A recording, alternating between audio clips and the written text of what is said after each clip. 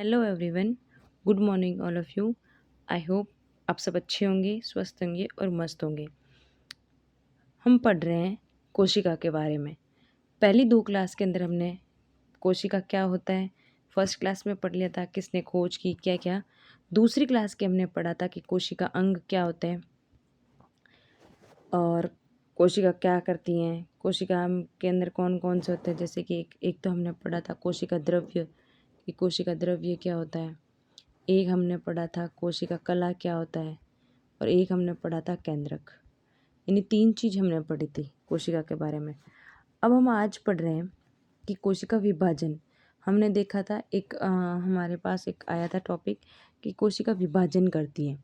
तो विभाजन यानी पुरानी कोशिका से नई कोशिका, क्वेश्चन देखा था ना आपने कि पुरानी कोशिका से नई कोशिका। तो पुरानी कोशिका से नई कोशिका कैसे बनती है, तो वो हम देखेंगे। वो बनती है कोशिका के विभाजन से। ठीक है, उससे पहले मैं थोड़ा आपको कुछ बेसिक नॉलेज दे देती हूँ।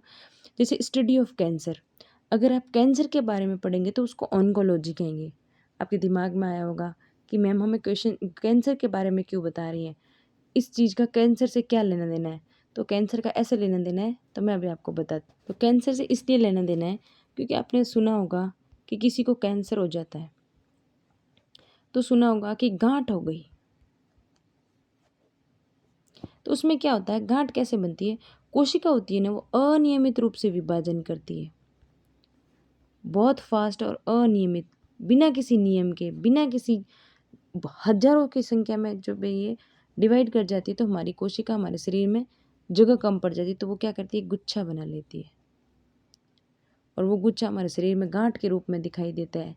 तो जब हम पता करवाते हैं, टेस्ट करवाते हैं, तो पता चलता है कि हमें कैंसर हो गया।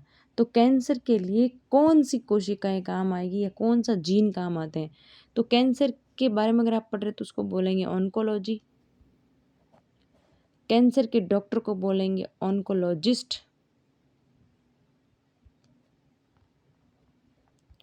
और जिस जीन की वजह से ये कैंसर होता है उस जीन को बोलते हैं ऑन्कोन जीन। ऑन्कोन जीन की वजह से कैंसर हो जाता है। ठीक है, ओके नाउ। तो स्टडी ऑफ कैंसर, कैंसर की स्टडी हम कहाँ पे करते हैं, ऑन्कोलॉजी के अंदर करते हैं। ठीक है, फिर हमें जो जीन है जो जिसकी वजह से कैंसर हो जाता है उसको बोलते हैं ऑन्कोन जीन। ठीक है, फिर एक रुडोल्फ विर्चो नाम के एक आदमी आया जिसने ये बताया था कि भाई जो नई कोशिका की उत्पत्ति है ना, वो पुरानी कोशिका से होंगी। आप बोलेंगे मैम आपने ये सेम चीज़ जब थ्योरी के बारे में बताया था, सेल थ्योरी, कोशिका सिद्धांत के बारे में बताया, तो ये स्टेटमेंट आपने वहाँ पे भी बोला, तब आपने कहा था ये स्वान और सेल्डन ने कहा। अब आप कह रही है रुडोल्फ विल्चो ने कहा। तो डियर स्टूडेंट या डियर फ्रेंड्स या डियर गाइस, ये इसलिए ऐसा हुआ कि हम कोई भी थ्योरी देते हैं तो किसी न किसी स्टेटमेंट के बेस पे ही देते हैं। ऐसा तो है नहीं जो पहले चीज़ें उनको भुला के नई थ्योरी देते हैं, नहीं ना, पहले की चीज़ों को बेस में लेते हैं।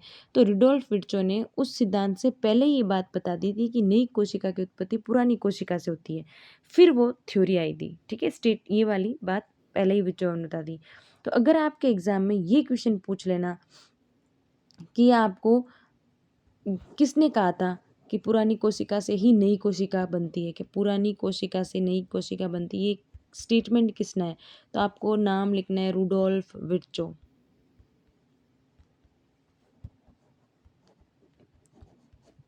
क्यों लिखना है रुडोल्फ विर्चो, इसलिए क्योंकि ये स्टेटमेंट पहले रुडोल्फ विर्चो ने दिया था, फिर वो थ्योरी आई थी।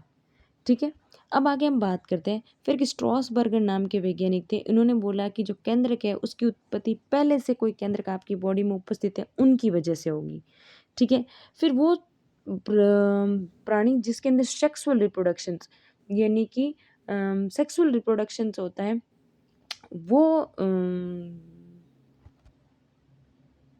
यानी वो कोशिकाएं जो लैंगिक जनन से, या वो युग्मक या वो जीव जो लैंगिक जनन से लैंगिक जनन करते हैं, तो उनमें जो गुणसूत्र होते हैं। अब आप कहोगे गुणसूत्र क्या था, हमने पहले भी पढ़ा था गुणसूत्र, क्रोमेटिड्स को गुणसूत्र कहते हैं। क्रोमेटिड्स ऐसे गुच्छा बना के जो संरचना दिख जाएगी उसको गुणसूत्र कहेंगे।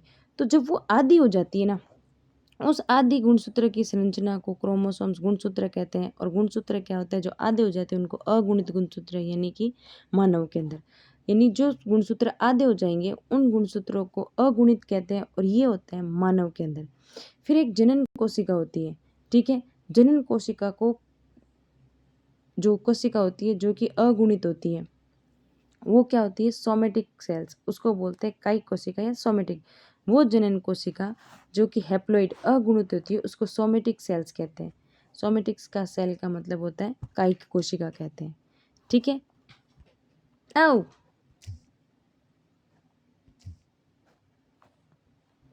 तो मैम ने देखा कि जो जनन कोशिका होती है उनको क्या बोलते हैं, डिप्लॉइड, और वो क्या होती है, कायिक या सोमेटिक सेल्स कहलाती है। ये आपको मैंने बेसिक्स नॉलेज बताया। अब हमारा जो मेन टॉपिक है जिसके लिए हम आज बात करने आए, अब यहाँ से अपना टॉपिक स्टार्ट करते हैं। हमारा टॉपिक शुरू हो रहा है सेल साइकिल। सेल डिवीज़न पढ़ेंगे, लेकिन सेल डिवीज़न यानी कोशिका विभाजन करेगी। पहला कोशिका चक्र शुरू होगा, उसके अंदर कोशिका विभाजन करती है।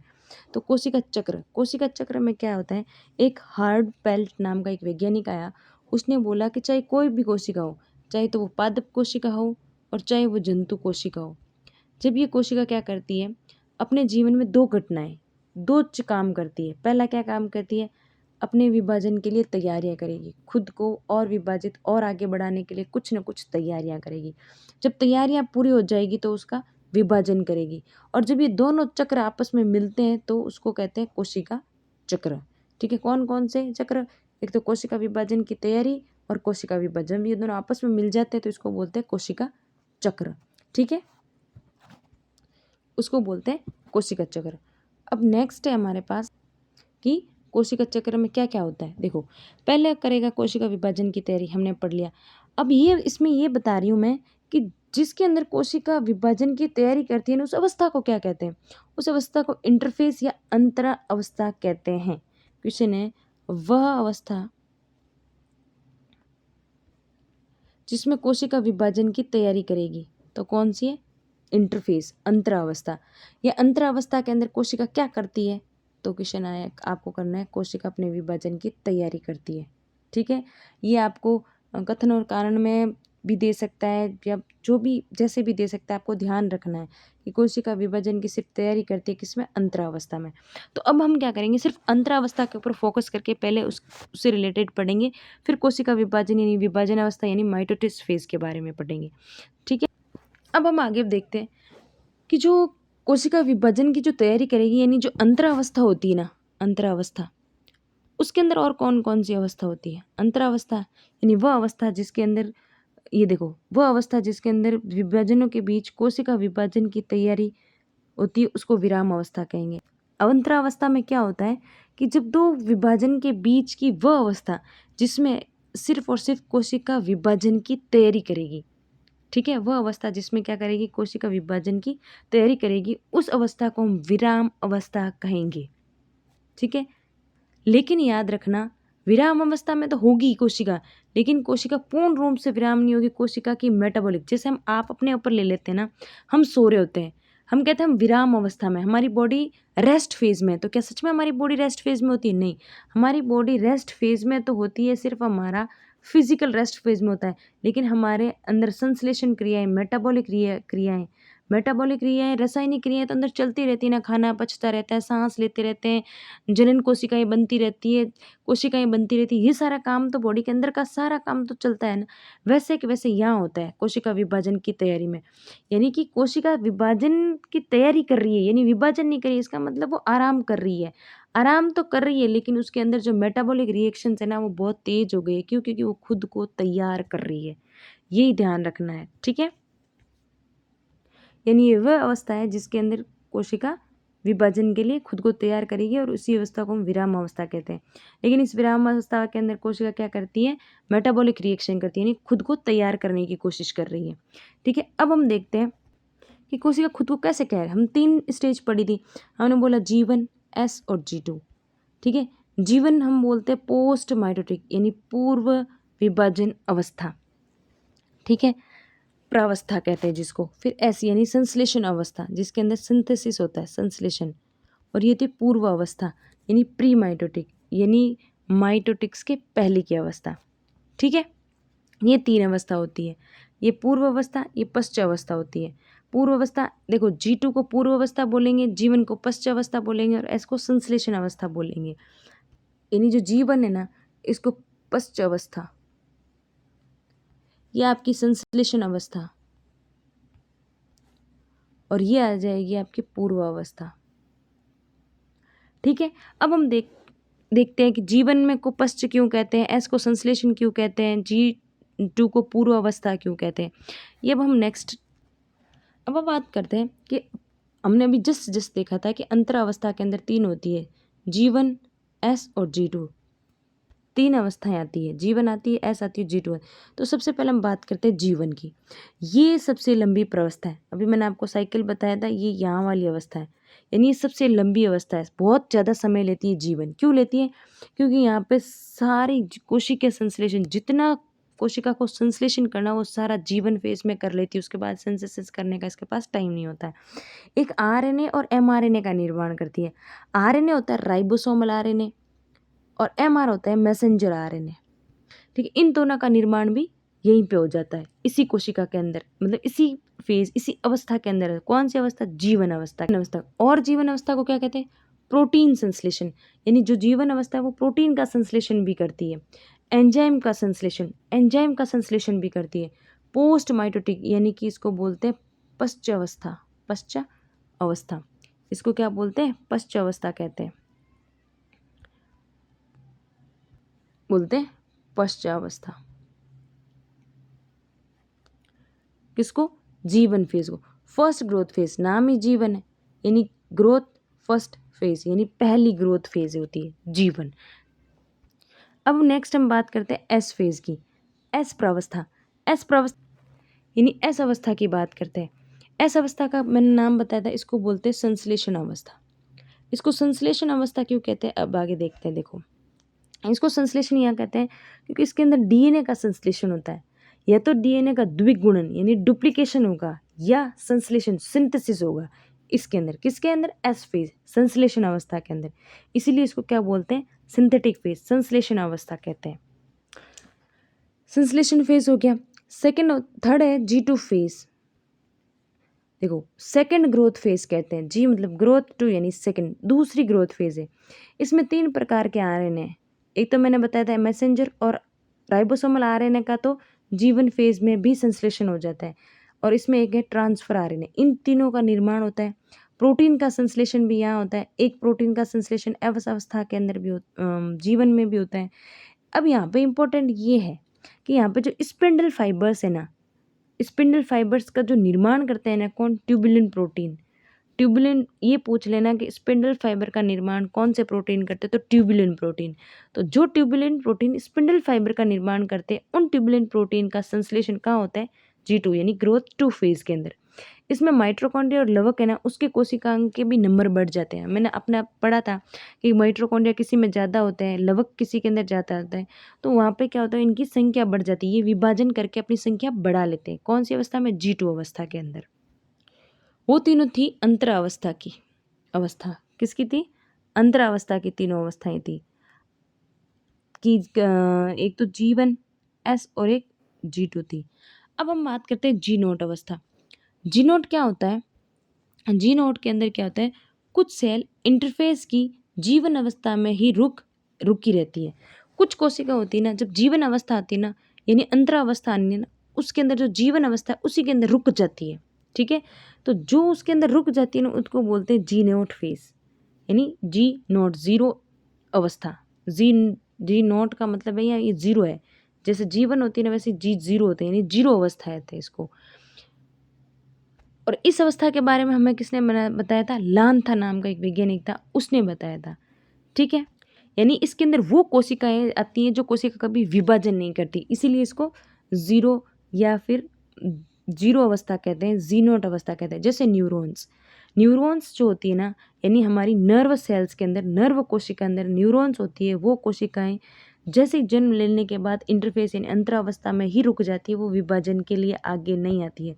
जो भी कोशिकाएं विभाजन के लिए आगे नहीं होती है, वहीं रुक जाती है, उनको बोलते हैं G0 अवस्था। ठीक है, उन कोशिकाओं को, ये कोशिका बाद में विभाजन नहीं करेगी। समझ में आ गया आपको? अब हम बात करते हैं एम फेज। एम फेज होती है मैच्योरेशन फेज, ठीक है। मैच्योरेशन फेज यानी कि इसके अंदर एम फेज आता है। एम फेज में क्या होता है, जो कोशिका है ना वो विभाजन करके पुत्री कोशिका का निर्माण करती है। यानी जो कोशिका है ये पहले जीनोड तक तो कोशिका की तैयारी हो गई है, अब कोशिका आ गई है किसके अंदर, विभाजन की अवस्था में, माइटोसिस फेज के अंदर। एम मतलब माइटोसिस फेज यानी विभाजन की अवस्था के अंदर आ गई है, ठीक है। एम का मतलब होता है माइटोसिस फेज, यानी अब कोशिका विभाजन करना शुरू हो गई है, टूटना बनाना नई कोशिकाएं बनाने के लिए शुरू हो चुकी है। तो सबसे पहले क्या करती है कोशिकाएं कि विभाजन करके पुत्री कोशिकाएं बना देती है। सबसे कम समय में तैयारी करने में जितना समय लगा ना उसका 0.1% समय लगता है विभाजन करने में। विभाजन करने में बहुत, ये समझ लो कि 1 महीने में 45 दिन तो सिर्फ उसको तैयारी करने में लगे और 5 दिन के अंदर उसने विभाजन कर दिया। ये आप टाइम पीरियड समझाने की एक बात करियो, ऐसा होता नहीं है। हमें नहीं पता कब क्या करती है, बस इतना है कि जो है ना विभाजन ये बहुत कम समय में करती है। कोशिका में विभाजन 3 प्रकार का होता है। कौन कितने प्रकार का होता है? 3 प्रकार का। कौन कौन सा है? एक होता है असूत्री विभाजन, अमाइटोसिस। एक होता है समसूत्री, माइटोसिस। एक होता है विषम सूत्री, मियोसमसूत्री। माइटोसिस एक होता है विषम सूत्री, मियोसिस, यानी एक होता है मियोसिस, समसूत्री। 3 प्रकार से विभाजन करती है। अब ये तीनों प्रकार पढ़ेंगे हम आगे, ठीक है। यहाँ तक मैंने आपको पढ़ाया, मेरे पास जो नोट्स बने थे। अब आपकी तसल्ली के लिए मैं आपको बता दूँ, ये मेरे पास आरबीसी की बुक है, उस बुक से भी मैंने कुछ क्लिप्स आपको दिए हैं ताकि आपको ऐसे शांति मिल जाएगी, हमें जो पढ़ा रहे हैं वो सही और तरीके की चीज़ें। देखो, कोशिका विभाजन की जो प्रक्रिया होती है ना, उसमें जनक कोशिका प्रजनन से संतति कोशिका उत्पन्न करती है। यानी सेल साइकिल के बारे में ये बता रहा है कि जब भी क्या होगा, जब कोशिका विभाजन करेगी तो एक नई कोशिका बनाएगी जिसको संतति, डॉटर सेल्स कहते हैं, पुत्री कोशिका कहते हैं, ठीक है। तथा संतति कोशिका, फिर जो संतति कोशिका, जो पुत्री कोशिका यानी फिर से वो विभाजित करेगी और नई कोशिकाएं बनाएगी। किस कोशिका के निर्माण से लेकर उसके विभाजन होने तक की जो अवस्था होती है ना, उसको कोशिका चक्र कहते हैं। यानी जब कोशिका बनी यानी कोशिका का निर्माण हुआ, निर्माण से लेकर कोशिका ने विभाजन शुरू किया, वहाँ तक की अवस्था को इसका चक्र कहते हैं। जैसे हमने बताया, यानी तैयारी की, फिर वो विभाजन करेगी, तो ये दोनों साइकिल जब मिल जाएगी, यानी तैयारी कर रही है यानी वो कोशिका बन रही है, कर रही है, ठीक है। वो तो कोशिका चक्र के मुख्य निम्न भाग है। चलो कौन कौन से भाग है हम आगे देखते हैं। सबसे पहले आता है अंतरावस्था। मैंने अभी बताया था अंतरावस्था। कोशिका चक्र के इस भाग में कोशिका विभाजन के लिए आवश्यक पदार्थों का संश्लेषण करती है। जिन पदार्थों की कोशिका को जरूरत होती है, कोशिका उन पदार्थों का संश्लेषण करती है, वो पदार्थ बनाती है, उन बना के अपने पास रखने की कोशिश करती है। इसे कोशिका विभाजन की तैयारी की प्रावस्था कहते हैं। अंतरावस्था यानी कोशिका के विभाजन की तैयारी। इसमें कोशिका तैयारी कर रही है कि मुझे विभाजन करना है, ठीक है, अंदर, और इसी को बोलते हैं विराम अवस्था। लेकिन विराम अवस्था तो है, लेकिन इसके अंदर कोशिका कंप्लीटली विराम नहीं है। कोशिका की माइटोबॉलिक रिएक्शंस, क्रियाएं चलती रहती है, ठीक है।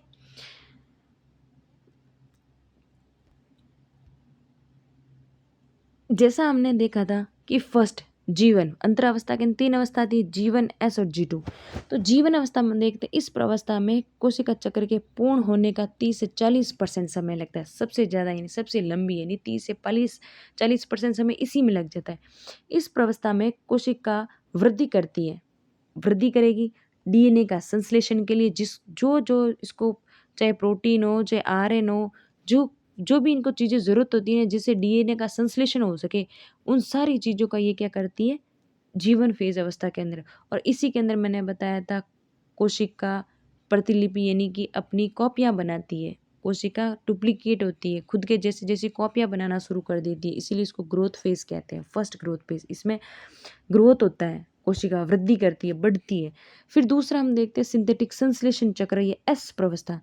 इसमें कोशिका का 20 से 30% समय लगता है और इसमें क्या करती है कोशिका, डीएनए का संश्लेषण करती है, ठीक है। अब अगला हम देखते हैं द्वितीय यानी सेकेंडरी जी। अब हम बात करते हैं G2 फेज की। G2 फेज में क्या होता है, ये द्वितीयक वृद्धि काल है। इसमें क्या होता है, कोशिका पूर्ण होने का 20 से 25% टाइम लगता है इसमें, ठीक है। इसमें क्या है, कोशिका आवश्यक प्रोटीन यानी कोशिका को विभाजन करने के लिए जिन जिन प्रोटीन की ज़रूरत होती है ना, वो प्रोटीन G2 अवस्था के अंदर बना के तैयार कर देती है, कोशिका बना के रेडी रखती है। फिर अगला मैंने बताया था एम फेज, माइटोटिस फेज या फिर विभाजन अवस्था, माइटोटिक फेज यानी विभाजन की अवस्था जिसके अंदर कोशिका विभाजन करेगी, माइटोटिक फेज कहते हैं इसको, ठीक है, यानी विभाजन की अवस्था। इस अवस्था में क्या होता है, कोशिका का 5 से 10% का समय मैंने बोला ना कि मान लो कि 1 महीना है अगर कोशिका को विभाजन करने का प्लस तैयारियां करने का, तो 45 दिन तो वो तैयारियां ही करेगी और 5 दिन के अंदर वो विभाजन कर देगी। इतना फास्ट विभाजन करती है। कोशिका के केंद्र के विभाजन से 2 केंद्रक बनते तथा बाद में कोशिका द्रव्य विभाजन द्वारा 2 संतति कोशिकाएं बनाती। इसने कहा पहले तो कोशिका खुद बनेगी, फिर इस कोशिका का पहले केंद्रक होगा, यानी केंद्र के 2 टुकड़े होंगे, यानी संतति केंद्रक बनाएगा।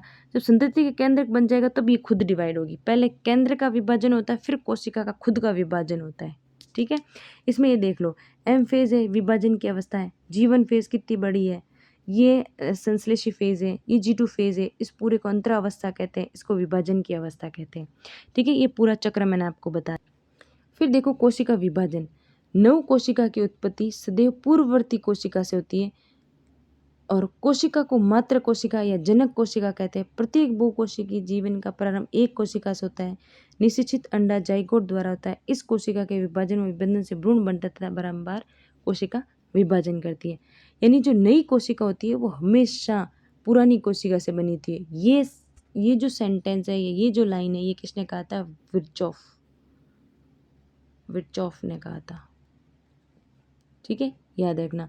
और जो कोशिका खुद होती है, पहले की जो कोशिका उनको मदर कहते हैं, और जो कोशिका विभाजन के बाद नहीं बनती है उसको क्या बोलते हैं, जनक कोशिका यानी पेरेंटल सेल, यानी जो कोशिका पहले से है और जो नहीं बनेगी वो होती है डॉटर सेल्स, पुत्री कोशिका। हर एक जो बहुकोशिकीय जीव होगा ना, जैसे हम हमारी बात कर लो, तो हम जब पहली बार हमारा जो अंडा बनता है ना माँ के शरीर में, वो एक सिंगल सेल, एक कोशिका का होता है जिसको जाइगोट कहते हैं।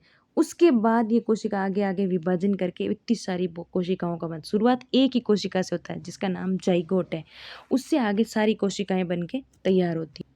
तो ओके क्लास, ये एनसीईआरटी के कुछ सेम टॉपिक जो मेरे खुद के हैं, तो जो चीज़ें मेरे नोट्स में नहीं थी, एक्स्ट्रा पॉइंट थे, वो आपको एनसीईआरटी में से मैंने बता दिए। ये मैंने आपके लिए एक रेडीमेड नोट्स के साथ मैंने आपको प्रोवाइड करवा दिया है। इसकी मैं आपकी PDF डलवा दूँगी, तो आपके पास बने बनाए नोट्स होंगे, बस आप नोट्स प्रिंट आउट निकलवा देना और फिर इनको बस डायरेक्ट पढ़ने का काम रहेगा। आई होप कि आपको ये क्लास अच्छी लगी होगी। अगर आपको क्लास अच्छी लगी है तो आप लाइक और सब्सक्राइब कर देना, अपने दोस्तों के साथ शेयर कर देना, ताकि हमें भी मोटिवेट मिलता रहे और हम और ज़्यादा कुछ अच्छा करने के लिए करें। और मैंने बहुत कोशिश की है कि मैं आपको अच्छे से पढ़ाऊँ। आई होप उन 2 क्लास से ये क्लास ज़्यादा बेटर लग रही है, मुझे भी ये ज़्यादा बेटर लगी है, क्योंकि इसके अंदर आपको नोट्स मिल जाएंगे, उसमें आपको समझ में ही नहीं आ रहा है कि मतलब मैं क्या लिख रही हूँ क्या नहीं लिख रही हूँ, बस जो बोल रही हूँ वो समझ में आ रहा है।